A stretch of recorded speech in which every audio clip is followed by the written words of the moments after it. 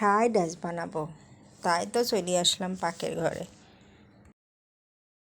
শাম্মিস মম recipe. বড় একটা পাতিলের ভিতরে এক গাদি পানি দিয়ে একটুখানি তেল দিয়ে দিলাম ছোট 2 টুকরা লেবু। এখন আমি চালগুলো দিয়ে দিলাম। এই লেবু আর এই তেল দিলে চালটা ঝরঝরা থাকবে। এখন আমার ভাত হয়ে গেছে, নামা রাখি সবজি নিয়ে চলে আসলাম। মটরশুঁটি নিয়ে নিয়েছি বাঁধাকপি, নিয়ে নিয়েছি গাজর, পেঁয়াজ পাতা, আর নিয়ে নিয়েছি বরবটি। চলো এখন রান্না শুরু করে দিই।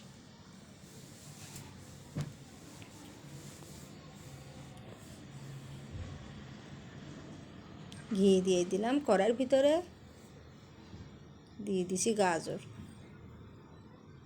রসুন কুচি করে রেখেছিলাম তাই দিয়ে দিলাম।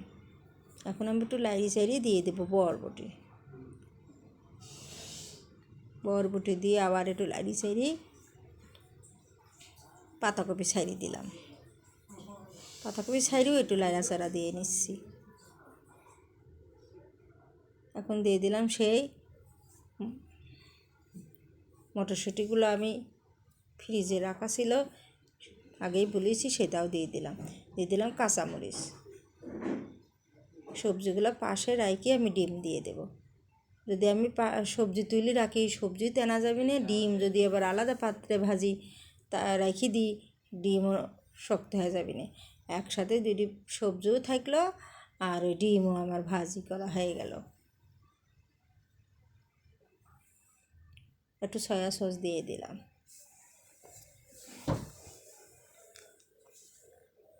জিরা আর গোলমরিচের গুঁড়ার ফাঁকি দিলাম। এখন আমি ভাতগুলো দিলাম। আমি পোলার চাল নিয়েছি, আপনারা যেই চাল নিতে মন চায় সেই চাল নিন। বাসমতি চাল দিয়েও করতে পারবেন, পোলার চাল দিয়েও করতে পারবেন।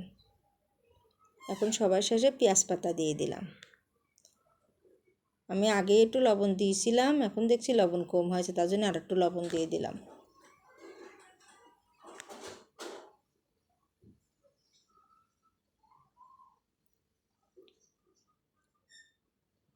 সবজি কম দিতে চাই, তাও সবজি দিতেই বেশি হয়ে গেছে।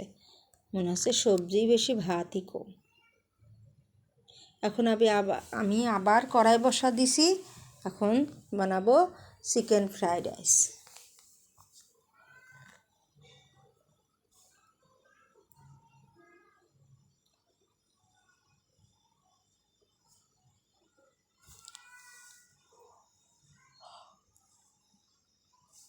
চিকেনের ভিতর তো আদা রসুন ছাড়া চলে না, তাই আদা রসুন দিয়ে একটু ভাজা দিয়ে নিয়ে নিচ্ছি।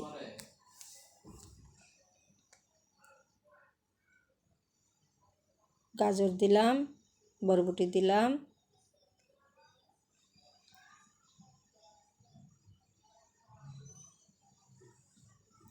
এখন দিলাম বাঁধাকপি। সবই একমোট করে দিছি।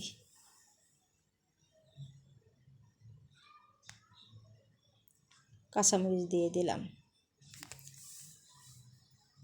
গোলমরিচের ফাঁকি দিলাম।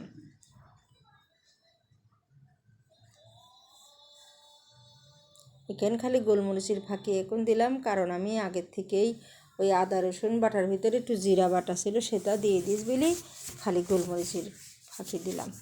এখন আমি আবারও সেই সিস্টেমেই আবার হইল ডিমটা আমি পাশে করে নিছি, ঝরঝরি করে নিলাম। আবার লাইরি চাইরি এখন আমি ভাতটা দিয়ে দেবো এখানে। এই দিয়ে দিলাম।